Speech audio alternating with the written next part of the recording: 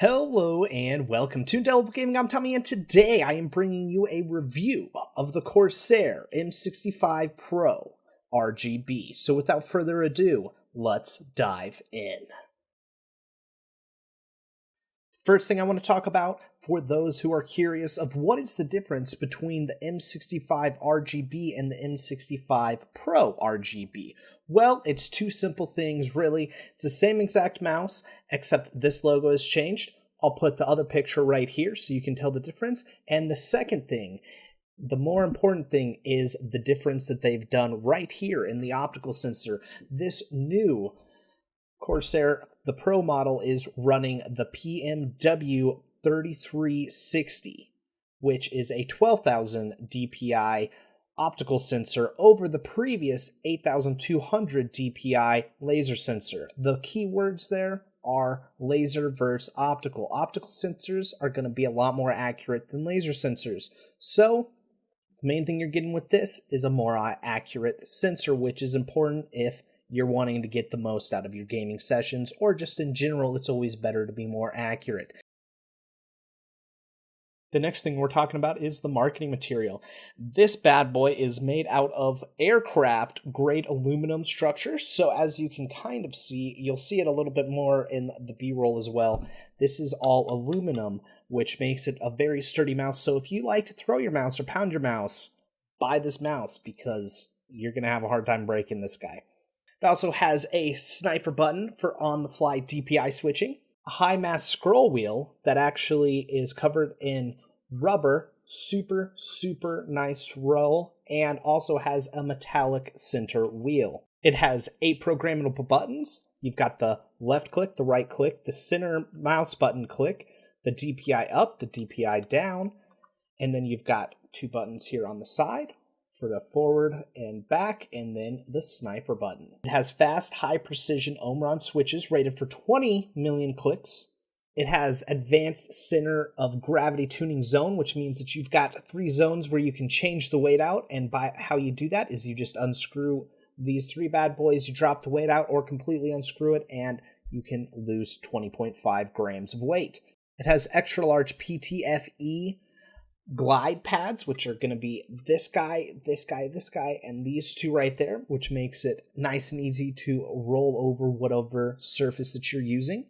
It has the RGB lighting, which is programmable to 16.8 million colors, and it's got 3 zones, the back right here, the DPI setting right here, and the mouse in the front, and you can change all of these separately to be different colors so they don't.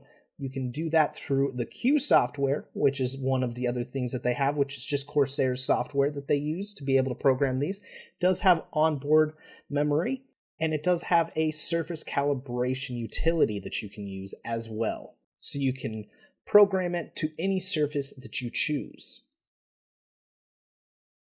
Alright, so let's talk about the packaging. The packaging is definitely top-notch right here. You can just open it up. I don't actually have the mouse in here, but it gives you all of the information, on the back and the side, as per usual. But what really is nice is that you're paying about $60 for this mouse, unless if you get it on sale, which I think is a really good, absolutely fantastic price, actually, for this mouse. And then it comes with this guy, and then you pull this out, and then you move this out, and then you get the actual mouse out of the packaging. Like I said, I think it's thumbs up for packaging. It's a very high quality feel for that packaging.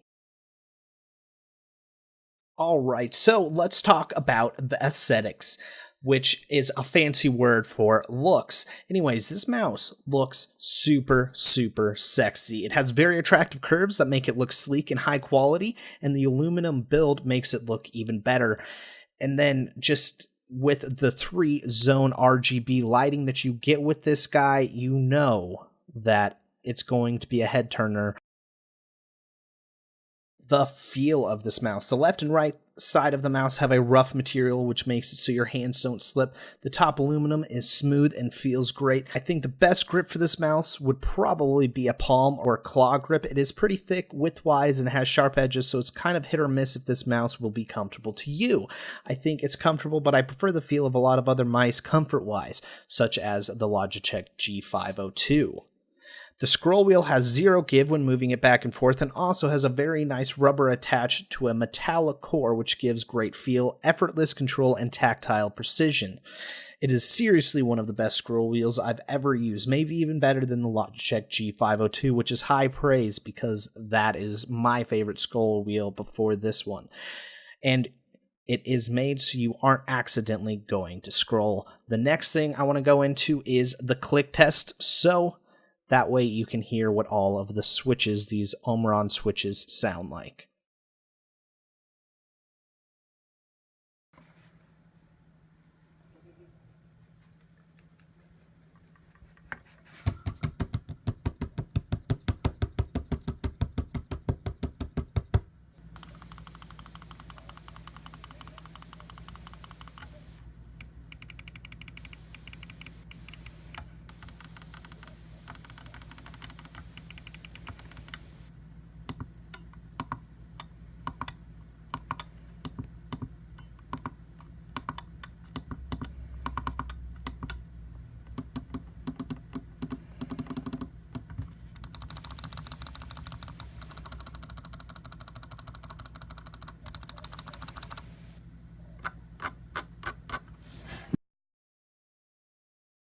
Alright, so let's talk about specs for this guy. It's got a 2-year warranty. It's made out of aircraft-grade aluminum structure. Its DPI is 1,000 to 12,000 DPI in increments of 100 that you can change instead of 50. The sensor type is a PMW 3360 optical sensor. The mouse backlighting has 3 zones of RGB of 16.8 million colors, and you can change all of them separately in the Q software from Corsair. It's got 8 programmable buttons, and they are made of the Omron switches, which are rated for 20 million clicks. The report rate is selectable at 1000 Hz, 500 Hz, 250 Hz, and 125 Hz. It's got onboard memory. The weight is anywhere from 115 grams to 135.5 grams, which means it has a difference of 20.5 grams that you can change via removing the weights. The mouse feet has extra large PTFE, which is these guys right here. The dimensions are 118 millimeters by 72 millimeters by 39 millimeters.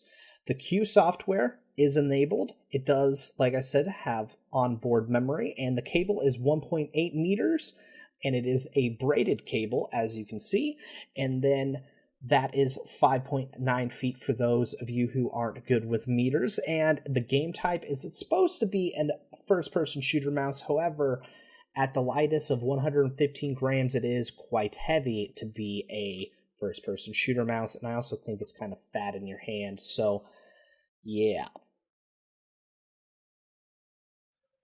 Alright, so let's talk about my personal pros and cons. So, starting off with the pros. I enjoy the aesthetics. The Q software is super good. The 3-zone RGB that you can do is awesome. The scroll wheel is one of the absolute best scroll wheels I've ever used, and I absolutely I love it. If it was on the G502, I would actually probably like the G502 a little bit more. Like, I'm having a really hard time deciding if I like this scroll wheel better over the G502. And out of every other mouse that I've ever used in my entire life, these 2 scroll wheels are the absolute best. So, and it's just super precise. It feels great when you're rolling over it. It doesn't go over or under, and it rolls enough that it's wonderful. It's absolutely wonderful. I really enjoy when you do the DPI switching that you can actually see the different colors. I enjoy the weight system, and I like how it looks and how you can add and remove weight. The general feel and durability of this mouse is absolutely wonderful as well. But the personal cons that I have is especially these button placements, I'm not really a big fan of, and sometimes the sniper button isn't as great either. It's also kind of a strange build. I think it's going to be really hit or miss whether people's hands fit in this guy well or not. And for me, my hand kind of fits and it kind of doesn't. And then with the sharp edges, especially here on the back, it kind of gets in the way, and I think it could cause some pain. I also, my pinky is double jointed. I'm not going to show you because it grosses most people out, but because of that, sometimes my joint gets sore, and I got that a lot with controllers. I haven't gotten that with mice, but I do get that with this mice every once in a while when I'm using it. I also think because of the strange mouse build that it makes it very tough for first-person shooters, because I think your accuracy with the weight and with the strange feel and with the unique way that your hand holds it is going to not be as good for some people as it is for others. The last thing that I have to say is this middle mouse button is pretty hard to like press down, which is kind of weird. I don't know, that's a weird negative, but it's there. So, what are my overall impressions for this mouse?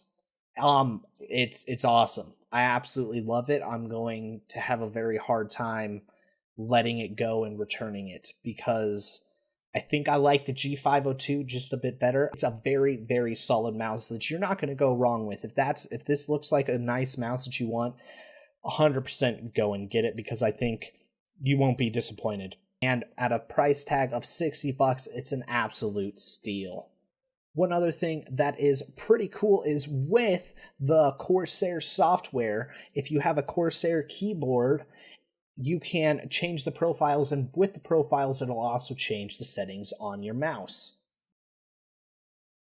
Alright, so let's talk about the performance really quick. I actually have a separate video because it's just super long, and I figured that you didn't actually, there's going to be a small amount of you that actually care about watching the video to see how accurate this mouse is in comparison to the majority of you, but the short and simple version is this. I thought it was a super accurate mouse for the most part. I had a hard time personally with it. It does have the PMW 3360 sensor in there, which is an optical sensor, which is an absolute fantastic sensor, one of the top of the line sensors that you can get on the market today. But I had a really hard time with really small, precise movements. So for example, when I was playing like CSGO and trying to get those headshots, I could get like 98% of the way there, but I couldn't get the last percent consistently. I also did a separate test on that separate video of me doing like an aim test, kind of random 25 targets show up in a CSGO shooting range, which kind of just shows you kind of my Twitch shooting and seeing how accurate I am with that. For that, I did pretty good as well, but not as good as I did on the Logitech G502. And then also I did a quick like internet test that tests all kinds of different things, like how fast you can click your mouse, the consistency of your mouse, how many scrolls that you can get with your mouse, how much you can track it, all kinds of really good stuff, and it scored really high on that. I scored higher on my Logitech that I use too. Keep in mind, with the Logitech, I have been using that mouse for probably at least more than 6 months, so it might just be that I'm just not completely used to this mouse. This mouse is lighter than the Logitech by a little bit, but I think just because of the weird shape of it, I wasn't able to get as accurate as I would have liked. So, but those results are going to vary according to other people. Like I said, top of the line sensor and everything like that, so you should be pretty good. Also, if you're interested in the Q software, because there's probably going to be even smaller amount of people that are interested in that or haven't already seen it from other reviews, I'm going to do a separate video of that for this mouse as well. So if you're interested in both of those, they will be linked in the description of this video. Anyways, that is all I've got for this. So overall, definitely a very solid performance out of this guy. You're not going to really miss it unless if you have other mice that you're competing it against, which is one of the reasons why you see this mouse in like the top 5 gaming mice that you can buy consistently.